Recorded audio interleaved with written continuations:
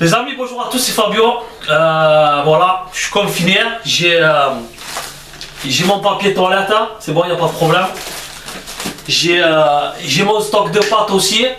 Mais qui dit confiné dit, excusez-moi le mot, ben on se fait chier. Donc pour m'occuper, j'ai trouvé le père. Donc interview aujourd'hui avec Tony Di Salto. À la main partout.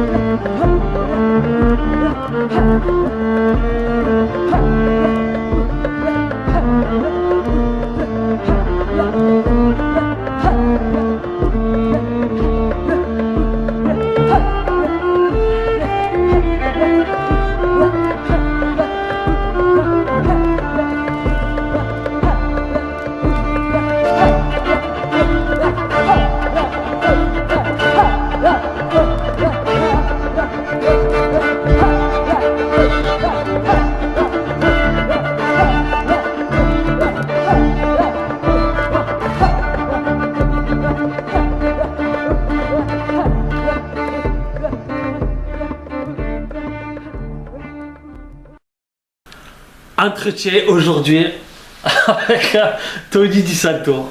Si j'avais cru un jour que j'allais t'interviewer, j'aurais vraiment pas cru parce que tu n'es pas un adepte de tout ça. Et pourtant, c'est toi qui me l'as proposé finalement. Non, c'est pas moi qui te l'ai proposé. Tu m'as dit, je sais plus qui allait interviewer. Alors voilà, faute de grive, tu m'as pris à moi. Bon, on va faire comme on fait avec tout le monde. Ouais. Première question logique. Comment tu as commencé les joutes et est-ce que, comme l'avait dit à l'époque Jacques Noguet dans son interview, est-ce que tu as commencé toi aussi au quartier haut et sous les yeux des Seb et des Bouchons? Ah ouais, c'est tout à fait ça. Tout d'abord, je suis né au quartier haut et les joutes pour nous c'était fabuleux. Alors on allait chez tous les menuisiers quand j'étais gamin, essayer de trouver un carré de pavois, des lithos pour faire des pavois, tout ça. Et on jouait, on jouait sur les trottoirs avec des manches à balai. Et un jour, quelques années plus tard, je dois avoir 12 ou 13 ans, il y a les collègues du café, on se faisait tous des cafés à l'époque.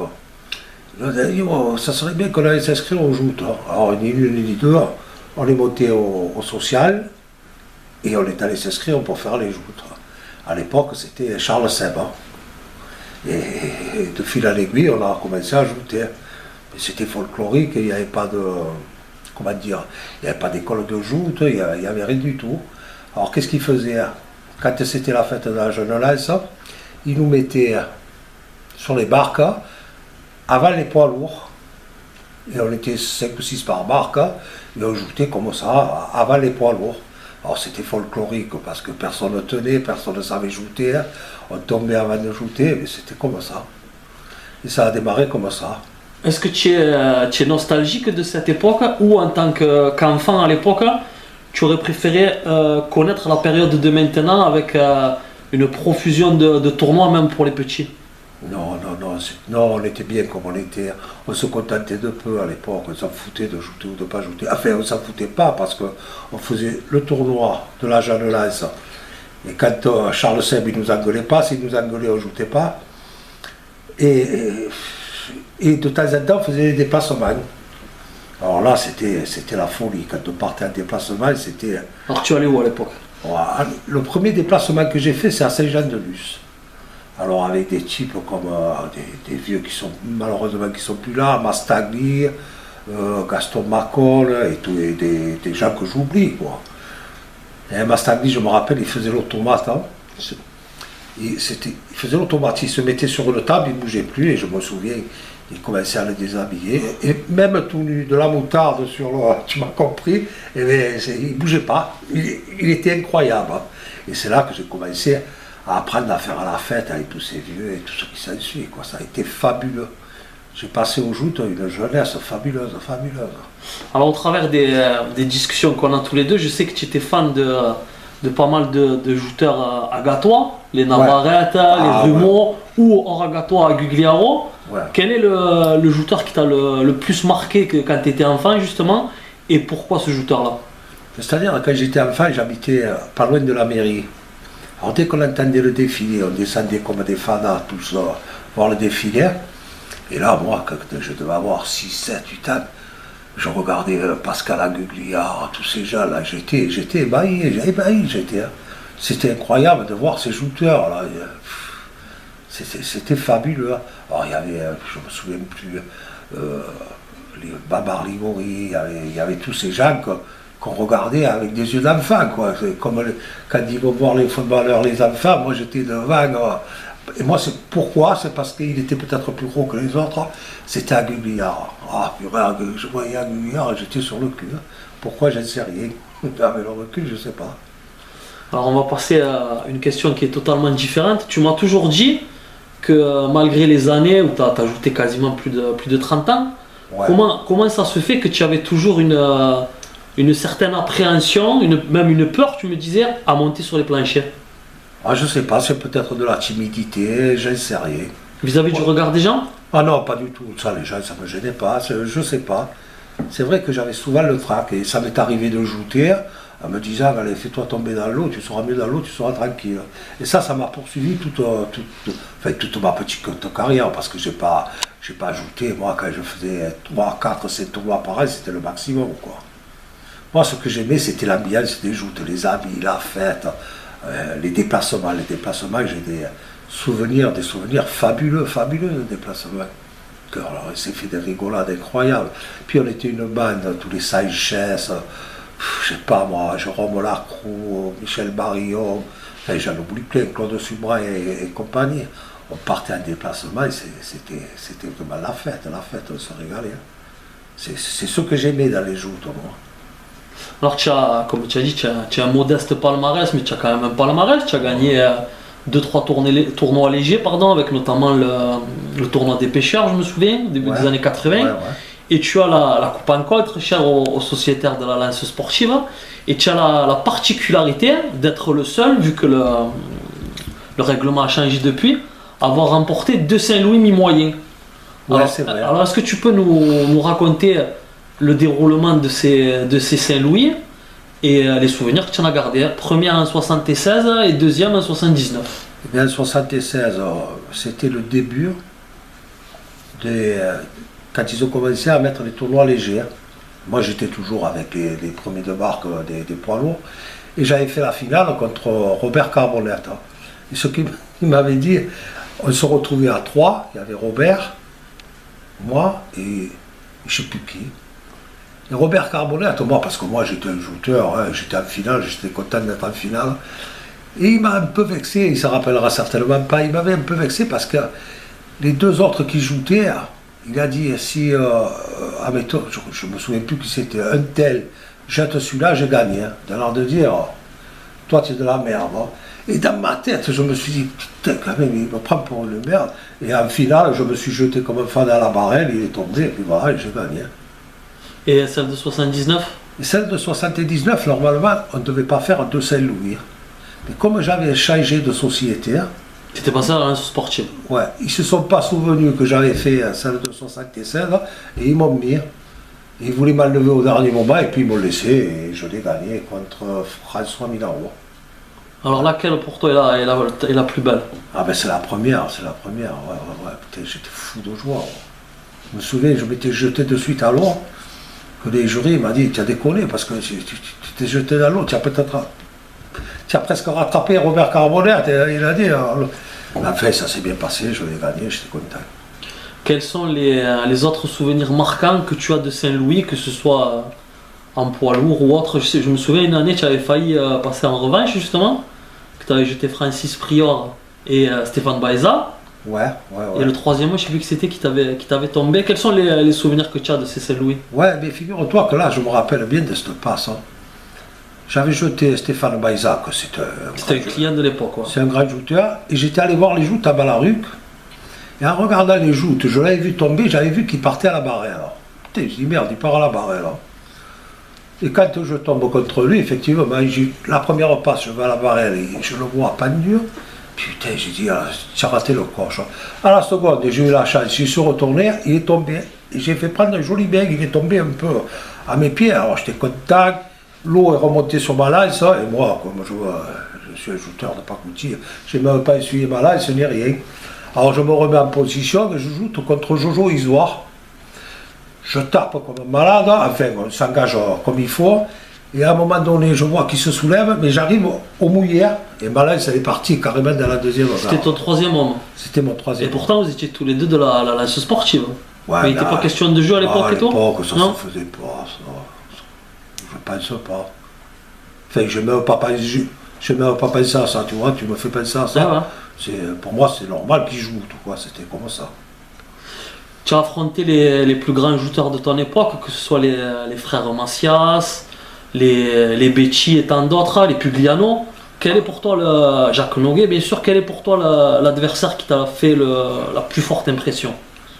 Mais la plus forte impression, c'est aucun de ceux que tu me nommes, de ceux que tu viens de me citer. Je me souviens d'un jour, c'était à la nuitée de la Saint-Louis.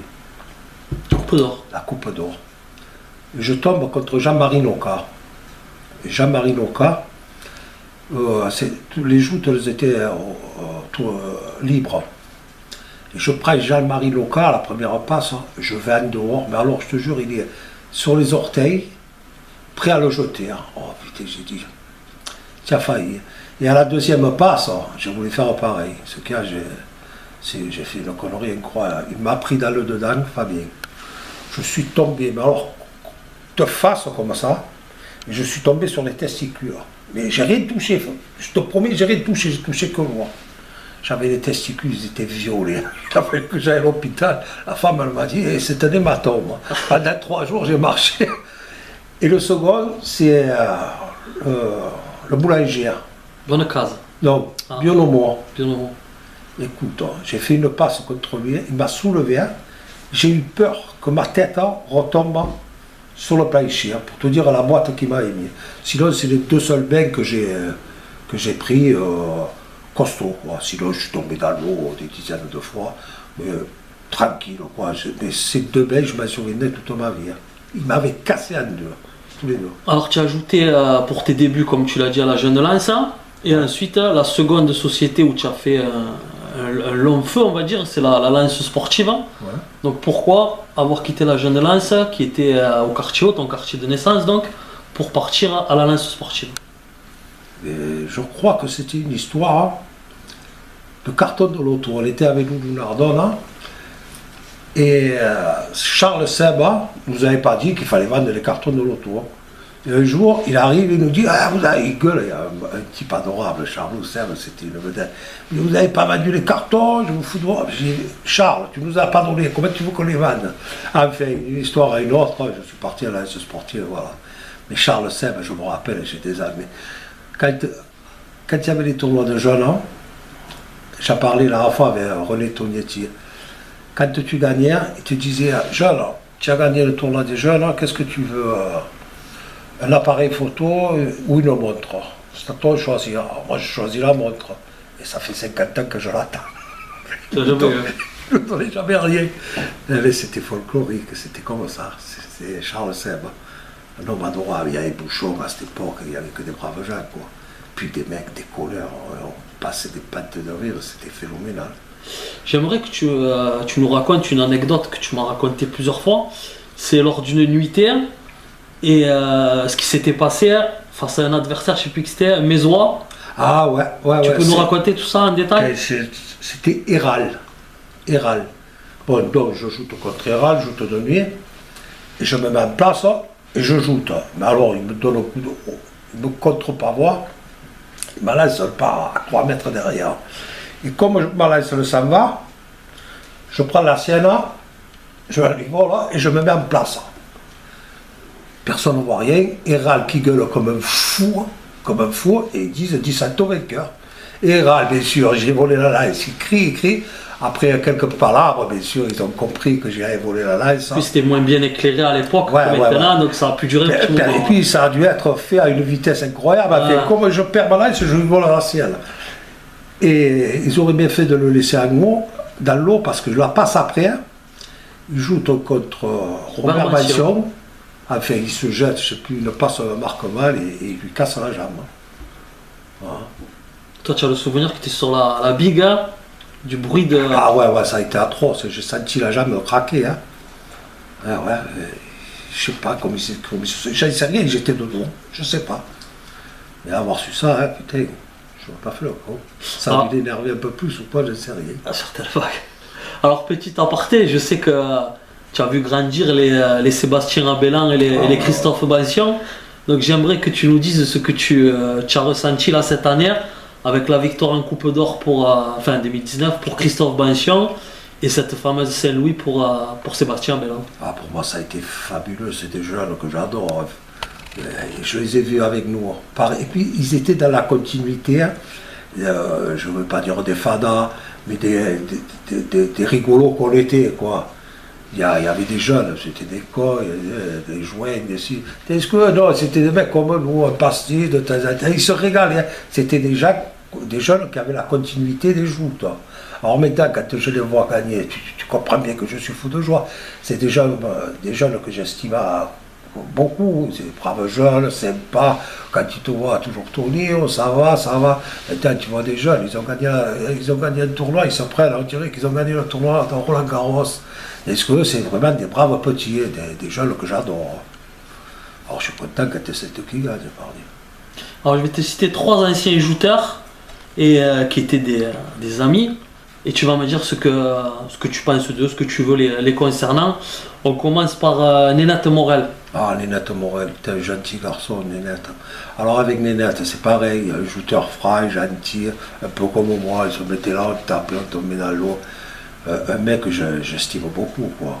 Et puis un mec plein de, comment je veux dire, pas pénible.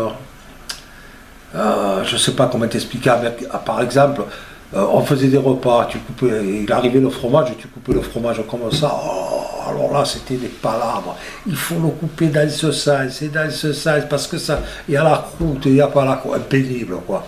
C'était Nénette Morel. Tu partais en voiture avec lui, pendant 5 minutes, tu attendais que la voiture le chauffe, même si c'était en été, hein, parce qu'il fallait faire chauffer le moteur, il faisait 50 degrés dehors. C'était Nénette Morel. J'ai des souvenirs fabuleux avec lui, très gentil. Un mot sur Dédé Sanchez. Ah, mais Dédé, c'était ma conserve. Hein. Dédé, c'était ma conserve. On partait tout le temps tous les deux, on était tout le temps tous les deux. Je me souviens, une fois, on avait fait un déplacement à Paris, et Alain Albert nous avait fait aller au Moulin Rouge. Alors Dédé, hein, au Moulin Rouge, tu t'imagines Dédé Sanchez au Moulin Rouge. Et on était tombé à côté d'Anglaises ou d'Américaines. Hein. Il leur a fait payer au moins 10 bouteilles de champagne à ses filles. C'était un mec, il avait honte de rien, c'était Dédé, il avait honte de rien. Et on en a fait des déplacements partout. Puis c'est son rire qui me revient. Il rigolait, il riait, et tout le temps comme il fumait comme tout, il poussait. Hein. C'était fabuleux, Dédé. Et on joue tout le temps, quand on se rencontre en déplacement, on jouait l'un contre l'autre, hein, pour tomber à faire un bouquet, le public il était content, et nous on pouvait aller faire la fête. C'était Dédé. Il te manque Dédé? Ah ouais. J'ai eu des anecdotes avec lui. Je me rappelle une Saint-Louis, on faisait la fête, hein, et sa femme était en train d'accoucher, c'est de la folie. Putain, tout le monde. Et c'est Nénette Morel et mon frère Jean-Pierre qui sont allés amener Dominique quand elle avait téléphoné dans tous les boui-boui, dans tous les bars, pour savoir si on était. Ils sont tombés sur Jean-Pierre et Nénette. Hein. Et c'est Nénette qui avait, avec Jean-Pierre, qui avait amené sa femme pour accoucher. Hein. Le lendemain, il n'a pas été sourd, et elle avait raison. Hein. Et on termine avec Jean-Pierre, ton frère, justement. Ah, Jean-Pierre, c'était un taré de joutes, un mec qui aimait les joutes comme un fou. D'ailleurs, nous, à 6, 7, 8 ans, c'était pas comme maintenant qu'on ne pouvait pas faire partir les enfants. Moi, à 7, 8 ans, j'étais à la tribune de joutes avec Jean-Pierre. Hein. Ah, Jean-Pierre, c'était un fou de joutes. Hein. Tout le temps, celui-là. C'est dommage qu'il n'ait pas eu une petite carrière, quoi qu'il n'avait pas le poids pour, mais enfin. Alors moi je me rappelle quand je jouais, arrête de faire quoi, allez, concentre-toi, et nous on était en train de faire la fête, on rigolait. Alors ils s'en prenaient aux autres, ouais vous le faites boire, alors qu'on ne buvait pas, on buvait l'apéro comme tout le monde. Il était comme ça, il était joute. Parce que moi c'était un peu le contraire, moi j'ai jouté le prétexte de faire les fêtes qu'on a fait, que tu as connues quand elle était petit, quand tu étais petit. Voilà, c'est dommage. Hein. Et tous ces gens, ils ne sont plus là, les trois, ils ne sont plus là. Hein. Je me souviens de François Baillaré aussi qui t'avait dit que c'était dommage que tu faisais le con, que tu prenais pas les joutes au sérieux, sinon tu aurais pu avoir un palmarès beaucoup plus consistant. Est-ce que c'est quelque chose que tu regrettes ou peut-être c'est bien, ça ne serait pas arrivé hein? Non, moi je suis persuadé que ça ne serait pas arrivé. Bon, j'étais trop amoureux. Et puis, au joutes, regarde, il y a les mecs comme Claude Massias, les bêtiers, ils ont joué même après moi, je crois, mais enfin, c'est des mecs qui s'y sont tenus au joutes. Ils s'y sont tenus, ils ont appris, Tandis que moi, j'ai monté une fois, je faisais 3-4 tournois pareil, qu'est-ce que j'étais là. Alors, c'est des mecs au début, je crois que non, Claude, j'ai pas joué contre lui, peut-être pas. Si, t'as déjà joué contre lui. Peut-être, ouais, mais j'ai connu. Mais c'était des mecs, je me souviens, il y avait des gens avec qui, quand on jouait à léger, là, c'était les légers ou les espoirs, je sais plus, tu jouais contre eux, tu les jetais tout le temps, tu savais que tu allais les jeter. Et après, c'est des mecs qui ont continué, qui ont persévéré, et ils sont devenus des champions. Alors après, quand tu les prenais la première fois, tu avais le sourire, tu dis c'est bon, ce mec, je vais le prendre, et puis ils te cassaient en deux. Toutes les joutes, c'est de l'entraînement. 3 à 4 fois, tu ne peux pas être bon. À la première passe, tu te tiens mal, tu dis à la seconde, je me tiendrai mieux. À la seconde, tu ne la fais pas parce que tu es tombé dans l'eau. C'est comme ça, c'est les joutes. Quels sont les jouteurs actuels que tu admires le plus et pourquoi? Ah là, ils sont normaux, c'est les Arnaud, Molto. Putain, ils me font régaler ces gars. Les gars d'Agde là, celui qui a gagné à Séville il y a 2 ans. David Lopez. Ah putain, lui alors c'est pareil, c'est des gens que j'adore. Et puis la famille là, qui a le père et le fils qui jouent. Très gentil, les jeux. Il y a Patrick Chimote aussi, Lognos, c'est Patrick Chimote aussi que tu admires bien. Timothée, alors c'était un gars, la simplicité, tout. C'est un gars que j'adorais avoir joué. Pour un gaucher, tu voyais bien ça. Je l'adorais ce garçon, c'est bizarre. Je l'adorais. Quand tu m'as dit qu'il jouait plus, ça m'a peiné parce que c'est des gens que j'aime avoir joué ça, tu vois. Il y en a, ils me donnent envie de chier. Mais là, parce que moi, tout le temps, je vais au joute à 5h, 5h15 pour voir les finales. Hein. Mais moi, ce qui me gonfle le plus, c'est pas se refuser. D'ailleurs, tu me vois quand je vais au joute. S'il y a de la place en haut, j'y vais. S'il n'y en a pas, je me casse. Parce qu'il y a tellement de pas se refuser. Je me mets en haut des tribunes, je regarde les gens passer, tout ça. Et les joutes en même temps. Si je suis planté au milieu des tribunes, je ne peux pas. Je ne peux pas. Tout c'est pas se refuser, ça me gonfle. Ça me gonfle. Là, mais cet été-là, je suis passé, je marchais, il y avait un tournoi de gamins. Je suis resté, je te blague pas, demi-heure, bon poids, j'ai vu une passe. Que des passes refusées, C'est chiant, ça tue les joutes. Hein.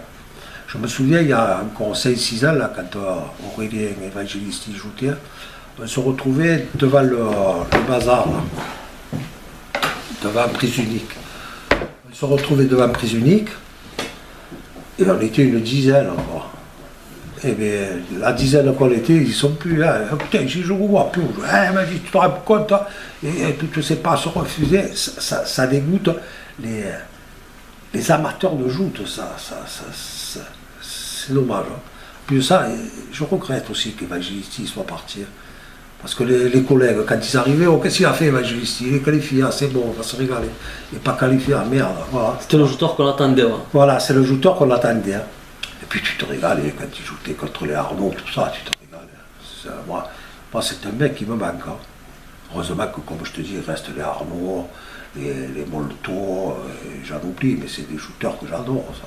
Ils se mettent là, power, allez, accrocher, tir, bon, c'est des shooters. C'est des shooters que j'aurais aimé voir à l'époque. Contre les Pugliano, tout ça, ça aurait fait des passes magnifiques, ça. Pontel, ça aurait fait des passes de toute beauté. Alors qui aurait gagné, j'en sais rien. Enfin, ça aurait fait des belles passes, vraiment. Hein. Est-ce qu'il y a une question que tu aurais aimé que je te pose et que je n'ai pas posée? Non, non, non, tu sais que moi, j'aime pas être à faire ce que je fais. Hein. J'ai plus rien, non. À la Tada, tu as bien parlé quand même. Hein. Quelqu'un qui veut pas parler. Eh ouais, parce que je parle tout le temps. Et puis, oh, tu te rends compte, moi, personne. Je ne sors plus. Je suis malade. Mais quand je suis monté à l'ascenseur, là, j'appuie sur l'ascenseur, on te dit qu'il faut être tout seul. Comme l'ascenseur il s'ouvre, je vois arriver Christian Imperat. Hein. Oh, ton lit, on s'emmerde. Hein. Alors, il m'a bavé dessus. Alors, tu restes tout seul et tu montes à l'ascenseur avec Christian Imperat. Tu crois que c'est rien, toi? Ah, mais c'est comme ça. Bon, et pour vraiment terminer cette fois, comme je fais à chaque interview, le mot de la fin. Tu regardes la caméra et tu dis ce que tu veux pour terminer. Mais le mot de la fin, je vais te le dire pour toi. Je suis content que je t'ai fait aimer les joutes. Hein. Le football, le FC7, parce que tu adores ça. Et tout ce qui et puis, c'est ta passion pour les joutes. Tu aimes les gens. Et je suis content que tu aimes les gens. Tu aimes mettre les gens en valeur. Parce que ça, tu le fais pour rien. Hein. Je vois des fois quand tu t'emmerdes à faire toutes les choses. Hein. C'est bien ce que tu fais, que tu mettes les gens en valeur. C'est bien, tu aimes les gens et ça me fait plaisir parce que moi je suis comme toi. Voilà, c'est tout. Eh bien écoute, on en reste là alors. Eh bien voilà. Allez, on aura fait quelque chose de, comme j'ai dit au début, vraiment d'imprévu. J'aurais pas cru que tu... c'est vrai que je t'avais demandé plusieurs fois. Ouais, mais moi tu sais que j'aime pas ça. Mais bon, ça fait plaisir. Mais tu vas serrer de près quand même. Hein, ouais, c'est pas grave ça. Ça fera un souvenir. Ouais, c'est vrai. Voilà. Bon, ben c'est bon, je te remercie. Merci à toi mon fils. Allez.